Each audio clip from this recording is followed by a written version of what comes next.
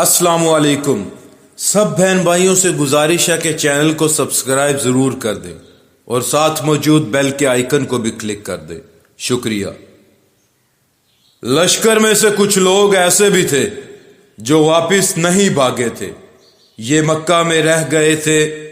ان میں ابراہ کے ہاتھی کا محاوت بھی تھا جو محمود کو آگے لانے میں ناکام رہا تھا۔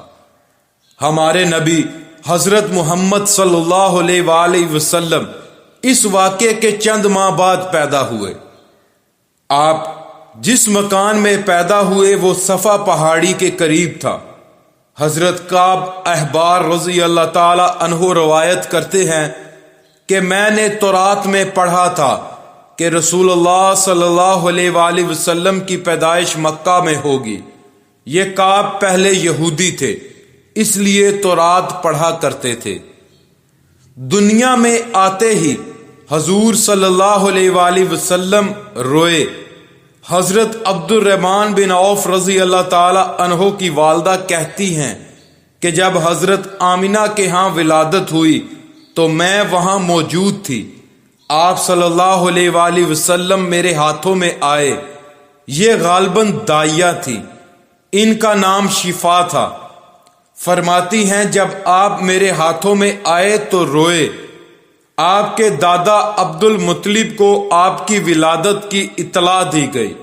وہ اس وقت خانہ کعبہ کا طواف کر رہے تھے۔ اطلاع ملنے پر گھر آئے، بچے کو گود میں لیا۔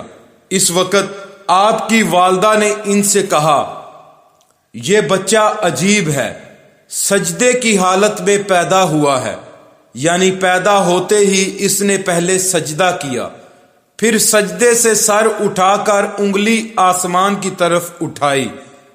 عبد المطلب نے آپ کو دیکھا، اس کے بعد آپ کو کعبے میں لے آئے، آپ کو گود میں لیے رہے اور طواف کرتے رہے، پھر واپس لا کر حضرت آمنہ کو دیا۔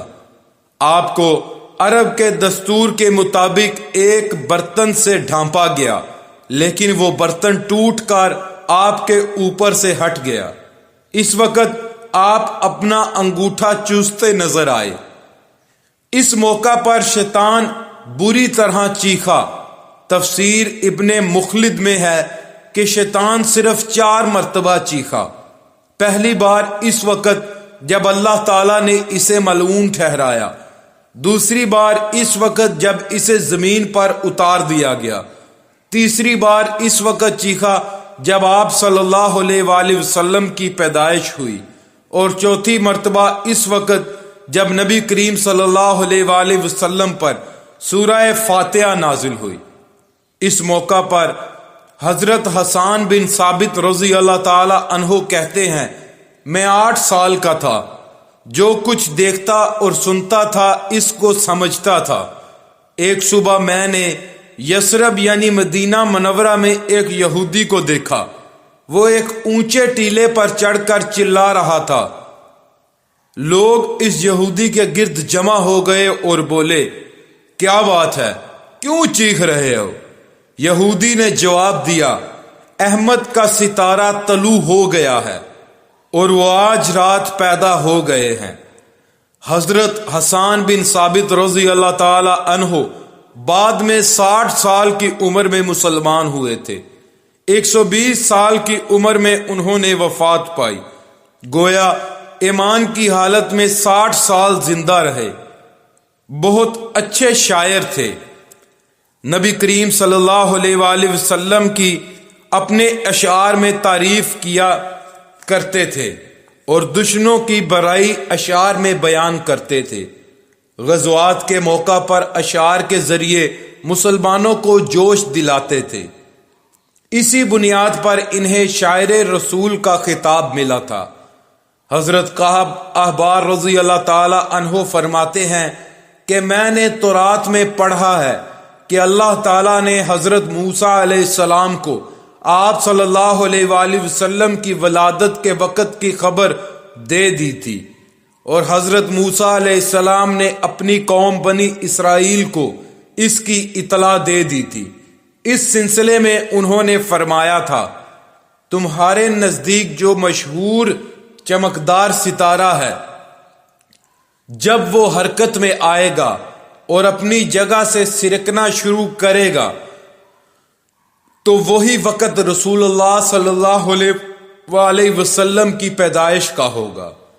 یہ خبر بنی اسرائیل کے علماء ایک دوسرے کو دیتے چلے آئے تھے، اور اس طرح بنی اسرائیل کو بھی آپ صلی اللہ علیہ وآلہ وسلم کی ولادت کا وقت یعنی اس کی علامت معلوم تھی۔ حضرت عائشہ رضی اللہ تعالی عنہا سے روایت ہے کہ ایک یہودی عالم مکہ میں رہتا تھا۔ جب وہ رات آئی جس میں آپ صلی اللہ علیہ وآلہ وسلم پیدا ہوئے تو وہ قریش کی ایک مجلس میں بیٹھا تھا۔ اس نے کہا، کیا تمہارے ہاں آج کوئی بچہ پیدا ہوا ہے؟ لوگوں نے کہا، ہمیں تو معلوم نہیں۔ اس پر اس یہودی نے کہا، میں جو کچھ کہتا ہوں اسے اچھی طرح سن لو۔ آج اس امت کا آخری نبی پیدا ہو گیا ہے، اور قریش کے لوگوں وہ تم میں سے ہے، یعنی وہ قریشی ہے۔ اس کے کندھے کے پاس ایک علامت یعنی مہر نبوت ہے۔ اس میں بہت زیادہ بال ہیں، یعنی گھنے بال ہیں، اور یہ نبوت کا نشان ہے، نبوت کی دلیل ہے۔ اس بچے کی ایک علامت یہ ہے کہ وہ 2 رات تک دودھ نہیں پیے گا۔ ان باتوں کا ذکر اس کی نبوت کی علامت کے طور پر پرانی کتب میں موجود ہے۔ علامہ ابن حجر نے لکھا ہے کہ یہ بات درست ہے، آپ نے 2 دن تک دودھ نہیں پیا تھا۔ یہودی عالم نے جب یہ باتیں بتائیں تو لوگ وہاں سے اٹھ گئے۔ انہیں یہودی کی باتیں سن کر بہت حیرت ہوئی تھی۔ جب وہ لوگ اپنے گھروں میں پہنچے تو ان میں سے ہر ایک نے اس کی باتیں اپنے گھر کے افراد کو بتائیں۔ عورتوں کو چونکہ حضرت آمنہ کے ہاں بیٹا پیدا ہونے کی خبر ہو چکی تھی، اس لیے انہوں نے اپنے مردوں کو بتایا، آج رات تو پھر عبداللہ بن عبد المطلب کے ہاں بیٹا پیدا ہوا ہے۔ اب یہ بات یہودی عالم کو بتائی گئی۔ اس نے کہا، ذرا چل کر مجھے وہ بچہ دکھاؤ۔ لوگ اسے ساتھ لیے حضرت آمنہ کے گھر کے باہر آئے، ان سے بچہ دکھانے کی درخواست کی۔ آپ نے بچے کو کپڑے سے نکال کر انہیں دے دیا۔ لوگوں نے آپ کے کندھے پر سے کپڑا ہٹایا۔ یہودی کی نظر جوں ہی مہر نبوت پر پڑی، وہ فوراً بے ہوش ہو کر گر پڑا۔ اسے ہوش آیا تو لوگوں نے ان سے پوچھا، تمہیں کیا ہو گیا تھا؟ جواب میں اس نے کہا، میں اس غم سے بے ہوش ہوا تھا کہ میری قوم میں سے نبوت ختم ہو گئی، اور اے قریشیو، اللہ کی قسم، یہ بچہ تم پر زبردست غلبہ حاصل کرے گا اور اس کی شہرت مشرق سے مغرب تک پھیل جائے گی۔ ملک شام کا ایک یہودی ایس مکہ سے کچھ فاصلے پر رہتا تھا۔ وہ جب بھی کسی کام سے مکہ آتا، وہاں کے لوگوں سے ملتا تو ان سے کہتا، بہت قریب کے زمانے میں تمہارے درمیان ایک بچہ پیدا ہوگا، سارا عرب اس کے راستے پر چلے گا، اس کے سامنے ذلیل اور پست ہو جائے گا، وہ عجم اور اس کے شہروں کا بھی مالک ہو جائے گا۔ یہی اس کا زمانہ ہے، جو اس کی نبوت کے زمانے کو پائے گا اور اس کی پیروی کرے گا، وہ اپنے مقصد میں کامیاب ہو جائے گا۔ جس خیر اور بھلائی کی وہ امید کرتا ہے وہ اس کو حاصل ہوگی، اور جو شخص اس کی نبوت کا زمانہ پائے گا مگر اس کی مخالفت کرے گا، وہ اپنے مقصد اور آرزوؤں میں ناکام ہوگا۔ مکہ معظمہ میں جو بھی بچہ پیدا ہوتا، وہ یہودی اس بچے کے بارے میں تحقیق کرتا اور کہتا، ابھی وہ بچہ پیدا نہیں ہوا۔ آخر جب نبی کریم صلی اللہ علیہ وآلہ وسلم اس دنیا میں تشریف لائے تو عبد المطلب اپنے گھر سے نکل کر اس یہودی کے پاس پہنچے۔ اس کی عبادت گاہ کے دروازے پر پہنچ کر انہوں نے اسے آواز دی، ایس نے پوچھا کون ہے؟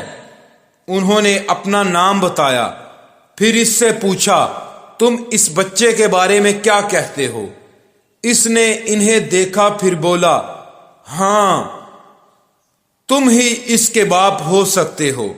بے شک وہ بچہ پیدا ہو گیا ہے جس کے بارے میں میں تم لوگوں سے کہا کرتا تھا۔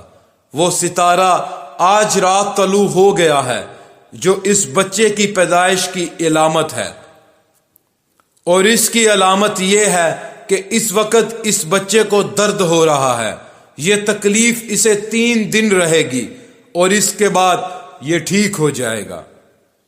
اللہ پاک پڑھنا اور سننا قبول فرمائے۔ اللہ پاک کمی کوتاہی معاف فرمائے۔